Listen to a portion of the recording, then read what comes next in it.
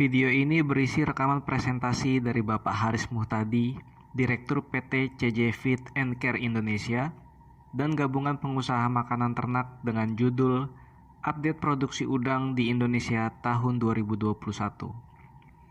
Presentasi ini disampaikan pada acara Forum Udang Indonesia Webinar Series dengan tema Water Quality Management in Shrimp Farming During the Pandemic, What's New? Pada tanggal 26 Oktober 2021. Selamat menyaksikan. Terima kasih Bapak Ibu sekalian. Menyenangkan sekali bisa bertemu dengan Bapak sekalian. Pagi ini sebenarnya cukup mendadak bahwa saya diberitahu baru setengah jam, 1 jam yang lalu, dan oleh Bapak Sekjen FUI, Pak Cocoko Karkin, saya disuruh untuk presentasi sebagai pembuka diskusi kita. Maka saya akan share beberapa hal yang berkaitan dengan update situasi terkini budidaya udang di Indonesia. File yang hanya disiapkan dalam waktu 36 menit. Terima kasih, saya lihat juga ada Dr. Farshad, welcome and good morning my guru, dan juga teman-teman yang lain yang saya yakin sudah sangat senior di bidangnya masing-masing. Saya akan sampaikan tentang update udang nasional pada tahun 2021. Seperti pada beberapa kali pertemuan, saya selalu mengatakan bahwa produksi udang nasional ini luar biasa karena estimasi atau prediksi negatif tentang tahun 2020 karena COVID ternyata tidak terbukti dan kita tetap leading, bahkan terjadi peningkatan produksi yang luar biasa. Global survei tentang pakan juga menunjukkan bahwa konsumsi pakan tetap meningkat secara regional maupun secara nasional di Indonesia. Detailnya nanti bisa kita diskusikan, tapi karena waktu saya pendek maka saya akan brief saja. Secara regional juga Asia Pasifik sangat menguasai share-nya atau proporsi produksi pakan. Itu merupakan indikasi bahwa produksi udang secara nasional maupun secara regional masih tetap bagus. Ini adalah secara nasional terjadi peningkatan yang signifikan dari tahun 2019 ke tahun 2020, tapi pada tahun 2020 ke tahun 2021 peningkatannya sedikit melambat. Tahun 2019 sampai 2020 meningkat 9%, sementara nanti tutup tahun ini estimasi kami hanya naik sekitar 4,5 sampai 5%. Jadi ada semacam perlambatan, tapi tetap tumbuh produksi udang nasional. Data dari BPS, dari KKP, dan juga yang diolah juga menunjukkan 2019 naik signifikan ke tahun 2020 atau naik 18,5%. Ini data dari Dirjen PDS PKP, berasal dari data BPS, angka ini sangat akurat dan menunjukkan bahwa terjadi peningkatan produksi yang signifikan yang diekspresikan dalam peningkatan ekspor udang faname di pasar internasional. Memang ada sedikit penurunan di windu, dan ini merupakan tantangan besar bagi kita, dan terjadi peningkatan yang signifikan pada udang faname. Kalau tadi dikatakan update dari lapangan, kita lihat data ini detail sudah pernah saya presentasikan di depan FUI mulai secara bulanan tahun 2020, tahun 2021, bahkan kami memiliki data mulai tahun 2019 tentang penyakit yaitu WFD, WSSV atau white spot, kemudian MNV, AHPAND atau EMS, dan dari total pon yang kita kolek. Data ini data real dari laboratorium yang kami miliki di Lampung, di Situbondo, dan juga laboratorium di Sumbawa, Makassar, Purworejo, dan juga di Serang, menunjukkan ada masih tetap besarnya fluktuasi outbreak atau insiden penyakit yang mayoritas adalah penyakit viral. Selain AHPND, kita tahu AHPND disebabkan oleh mostly oleh bakteri Vibrio parahemolyticus. Dari data ini mohon dicermati bahwa kita memang masih seperti roller coaster dalam hal keberadaan atau outbreak penyakit. Ini menarik karena meskipun dalam situasi seperti ini produksi nasional, ini mungkin karena diuntungkan oleh situasi di mana negara kita itu terdiri dari banyak pulau, ada outbreak di satu titik, di tempat lain justru naik, dan seterusnya, dan seterusnya. Jadi secara agregat, secara nasional, dan secara kumulatif tetap terjadi peningkatan produksi, even WFD, WSSV, IMNV, IMS, dan itu masih merebak di mana-mana secara bergantian dari lokasi satu ke lokasi yang lain. Ini secara grafis juga sama. Ini untuk tahun 2021, jadi gelombangnya seperti ini. Kalau didetailkan nanti kita bisa diskusikan. Tapi intinya memang 4 penyakit utama yaitu white feces, white spot, IMNV, dan IMS ini merupakan momok yang serius.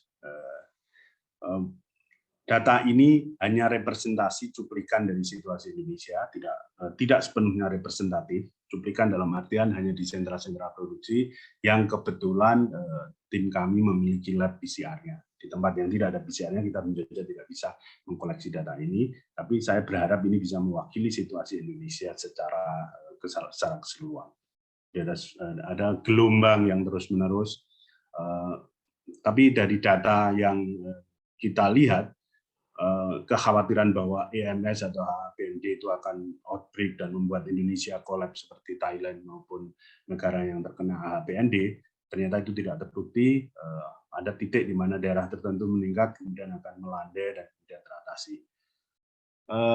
Mungkin mirip-mirip dengan kasus COVID, di mana ketika melandai dan turun kita nggak terlalu tahu sebabnya. Dalam konteks HPND pun mirip, bahwa saya menduga ini oleh cerdasnya dan kreatifnya dan skill dari para teknisi dan petambak di Indonesia, dan juga digabungkan dengan mutu benur yang sudah relatif terkontrol dan juga regulasi pemerintah tentang penggunaan sertifikat benur dan sebagainya. Nyatanya HPND relatif terkendali, bisa kita lokalisasi, bisa kita kendalikan, dan tidak merebak kemana-mana yang menimbulkan kolapsnya industri udang seperti lainnya yang terjadi 15 tahun yang lalu di Thailand, yang sampai sekarang belum recovery.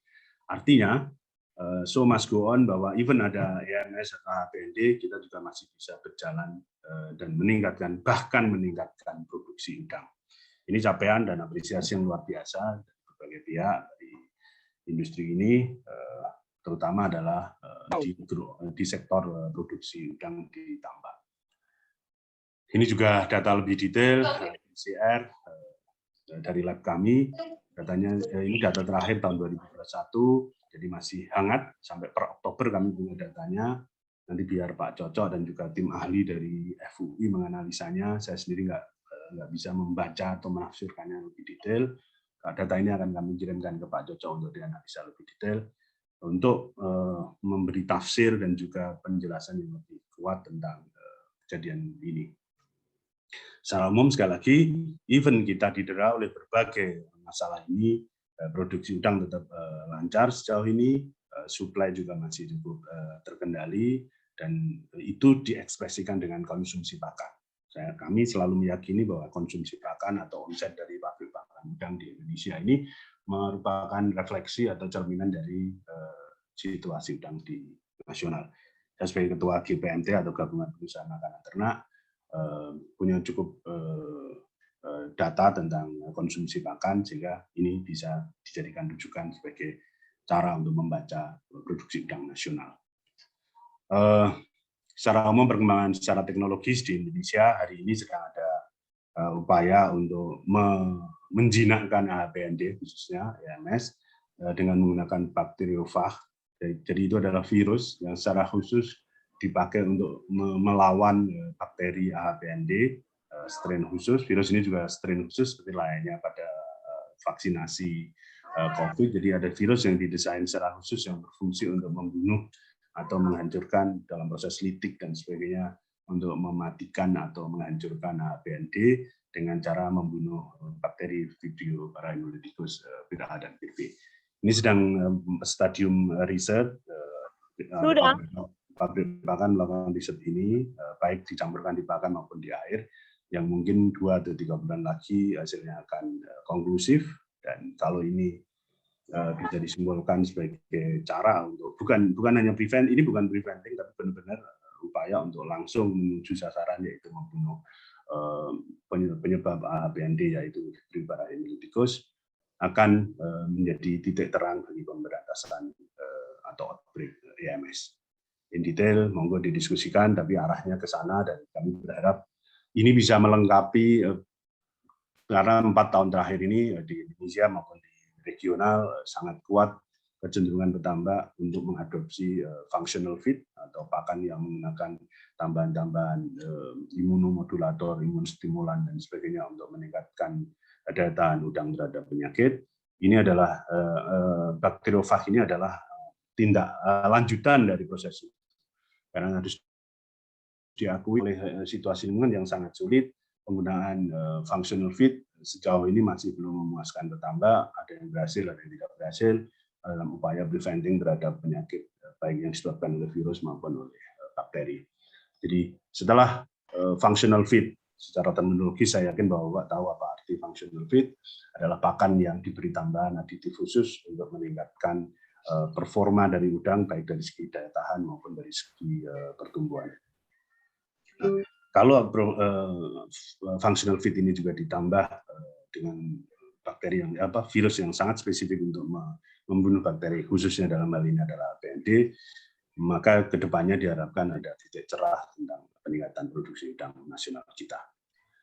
Ini cara kerjanya very complicated. Saya nggak punya cukup kompetensi untuk menerangkan secara detail, tapi intinya adalah bagaimana bakteri tersebut secara khusus ditembak oleh atau dibunuh oleh virus dengan cara masuk ke dalam sistem sel bakteri, kemudian dari dalam kemudian meledakkan sel dari bakteri tersebut sehingga menjadi tidak aktif dan tidak berbahaya.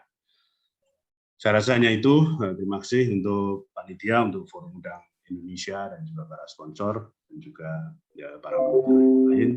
Saya akan mengikuti ini dan silahkan dilanjutkan. Terima kasih. Wassalamualaikum warahmatullahi wabarakatuh. Selamat pagi.